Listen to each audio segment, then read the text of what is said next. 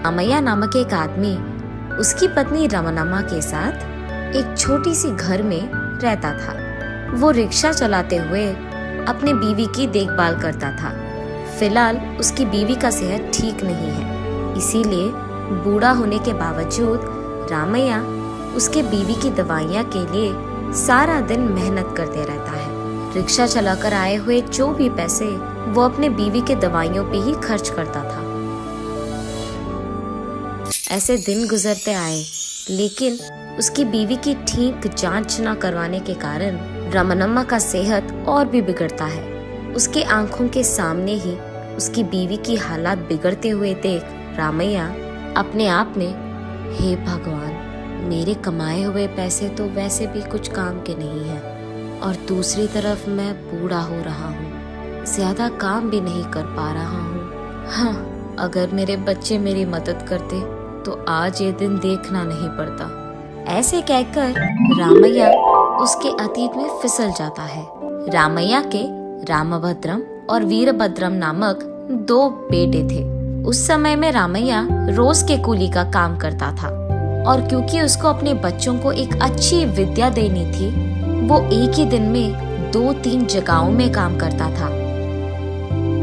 रामैया सोचता था कि उसके बच्चों को कोई दिक्कत नहीं होनी चाहिए। ऐसे कुछ समय बीत जाता है। एक दिन बड़े हुए दोनों बेटे अपने पिता के पास जाकर, पापा, हम उच्च अध्ययन करना चाहते हैं। ऐसे कहते हैं, पढ़ो बेटा, तुम लोग ऊंची कक्षा में पढ़कर अच्छी नौकरी करते हुए खुश रहो। बहुत हो गया तुम दोनों का पढ़ना। तुम्हारी पढ़ाई के चक्कर में तुम्हारे पिता यहाँ सुबह और रात बहुत मेहनत करके पैसे कमा रहे हैं। अरे तुम चुप रहो, बच्चों के लिए नहीं तो और किसके लिए करेंगे इतना? हमारे मेहनत के बारे में बच्चों से क्यों कह रही हो?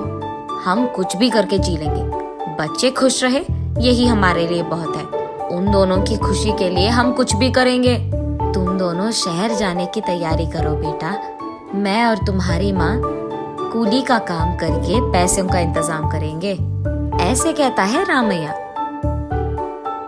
अगले दिन दोनों बच्चों को उच्च अध्याय के लिए शहर भेजते हैं रामैया और रमनम्मा। अगले दिन उसके बचत के पैसों से एक रिक्शा खरीदकर रामैया उस रिक्शा को घर ले आता है। आज से थोड़ा ज्यादा पैसे कमा पाऊंगा, ऐसे कहता है रामैया। शुभ है जी, आज से मैं भी आपकी सहायता करूंगी। ऐसे घर पे खाली ना बैठ के कोई काम देखकर कर लूंगी। ठीक है, मैं आज से ही काम शुरू करूंगा। ये कहकर वो रिक्शा लेकर वहाँ से चले जाता है। रमनम्मा भी ईंटों के व्यापार में ईंट यहाँ से वहाँ पहुँचाकर रोज की कूली थोड़ा कमा लेती थी।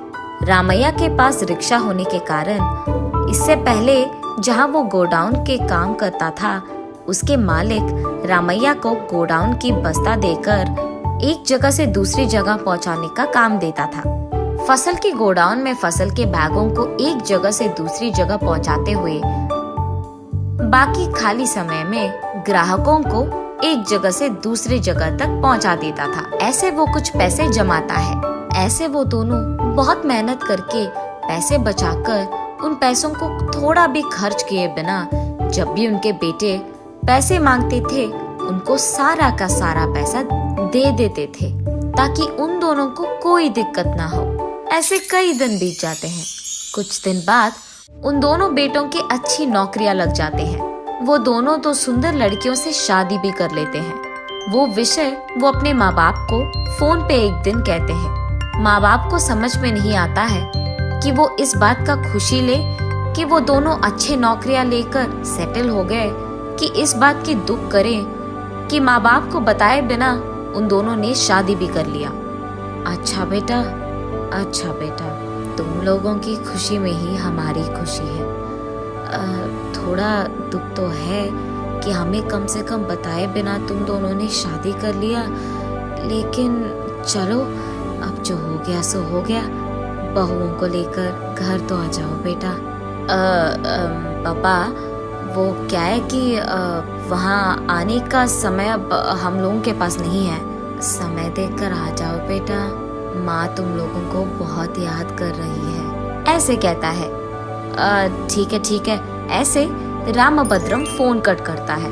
घर जाकर जो कुछ भी हुआ रामैया रमनम्मा को बताता है। तब रमनम्मा, हाँ देखा आपने, हमें बताए बिना शादी तक कर लिया इन लोगों ने। अरे छोड़ दे, जो हो गया सो हो गया। बहू बेटों को मैंने घर बुलाया, वो लोग आ जाएंगे, ठीक है। ये कहे कुछ दिन बीत जाते हैं। रामैया और रमनम्मा दोनों अपने बेटों का इंतजार करते ही रहते हैं और बेटों से उनको कोई समाचार नहीं मिलता है। इसी कारण रामैया अपने बेटों को फोन करता है। क्या हुआ पापा, क्यों कॉल किया आपने? मैं और माँ तुम लोगों के घर आने का इंतजार कर रहे हैं बेटा।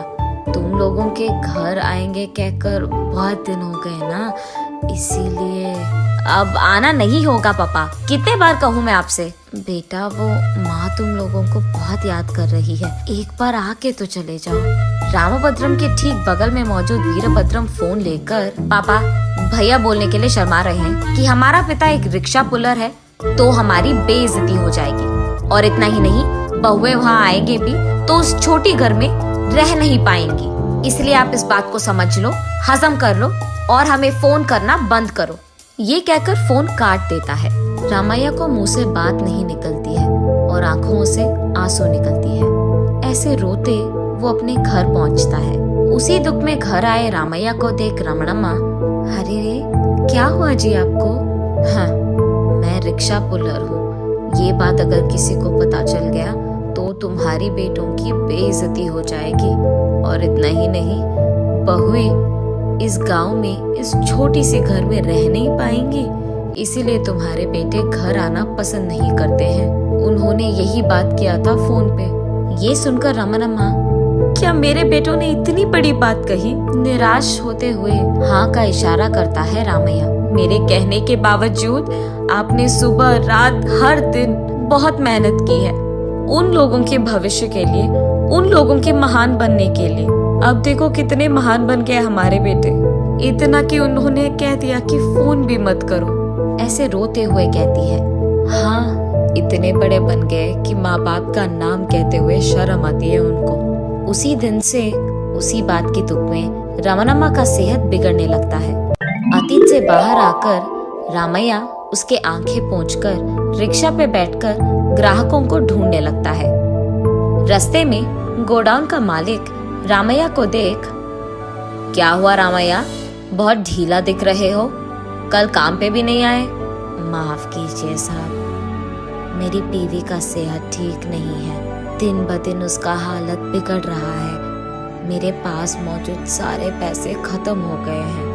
कल पूरा उसका देखभाल कर रहा था उसके पास ही रहकर, इसीलिए मैं काम पे नहीं आ पाया। अरे रे ऐसा है क्या? कोई बात नहीं रामैया, वैसे तुम्हारे दोनों बेटे की तो बड़े नौकरियां लगी थी ना, तुमने कहा कि वो दोनों शहर में है, उनको बोल देते, अच्छे अस्पताल में जांच करवाते अपनी माँ की। हाँ, कहाँ के बच्चे साहब, मैं रिक्शा पुलर हूँ, ये बात अगर उनके दोस्तों में पता लग गया तो उनका इज्जत घट जाएगा, ये समझकर वो हमसे बात करना भी छोड़ दिए। उनका हमें भूल कर भी बहुत दिन हो गए साहब। ऐसे दुख में कहता है, क्या इतना बड़ा बात कहाँ है उन्होंने? तुम्हारी रिक्शा की कमाई लेकर ही वो उतनी अच्छी जिंदगी जी रहे हैं, अब इतने बड़े बन गए कि खुद के माँ बाप को भूल गए। अच्छा, ऐसे कहकर अंदर से कुछ पैसे लाकर रामैया को देते हैं। जाकर अपनी बीवी की जांच करवाओ, उनके ठीक होने के बाद ही वापस काम करने आओ, समझे? अरे रे साहब, इतना पैसा? तुम पहले पैसे लो और अपनी बीवी का इलाज करवाओ, जाओ, ऐसे कहता है। पैसे लेकर वो अपनी बीवी का अच्छा इलाज करवाता है। मालिक के कहे के अनुसार ही अपने बीवी का ठीक होने तक उसके पास रहकर उसका बहुत अच्छा देखभाल करता है रामैया। उसके बीवी के सेहत के ठीक होने के बाद ही रामैया रमनम्मा से जो भी हुआ बताता है। उन्होंने बहुत अच्छे इरादे से हमारी मदद की है जी, अब हम भला उनके पैसे कैसे चुकाएंगे? मैं भी वही सोच रहा हूँ रमनम्मा। अब मेरे पास उसका एक ही उपाय बचा है। वो उपाय क्या है जी?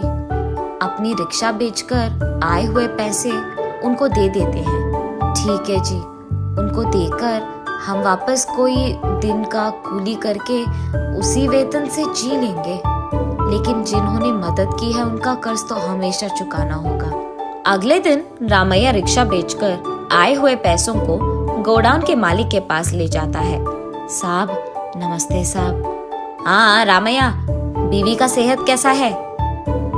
आप ही के मदद के कारण वो अभी ठीक है साहब, भगवान आपकी कृपा करे। ये लीजिए साहब, आपके पैसे वापस करने आया था। रामैया, मुझे तुम्हारी मदद करनी थी, मैंने किया। मैंने कभी तुमसे पैसे वापस नहीं मांगा था ना, अपने पास ही रखो। पूछे बगैर आप जैसे अच्छों का कर्ज चुकाना तो हमारा फर्ज बनता है साहब। वैसे इतने पैसे तुम्हें कहाँ से मिले? वो साहब मैंने रिक्शा बेच दी, ऐसे डरते हुए कहता है रामैया। तो फिर तुम कल से क्या काम करोगे रामैया? मैं तो कोई कूली का काम कर लूंगा साहब। रामैया की अच्छाई देख मालिक कहता है, ठीक है, वहाँ पे वैन पड़ा है, तुम कल से यहाँ आकर वैन चलाते हुए काम कर लो। साहब अभी तक आपने हमारा बहुत मदद किया है, अब ये भी। बहुत समय से तुम मेरे पास ईमानदारी से काम कर रहे हो, तुम्हें मैंने कभी 1 रुपए ज्यादा नहीं दिया है और तुमने भी कभी नहीं मांगा। ये सोच लो कि तुम्हारी अच्छाई का ये मेरा तोहफा है।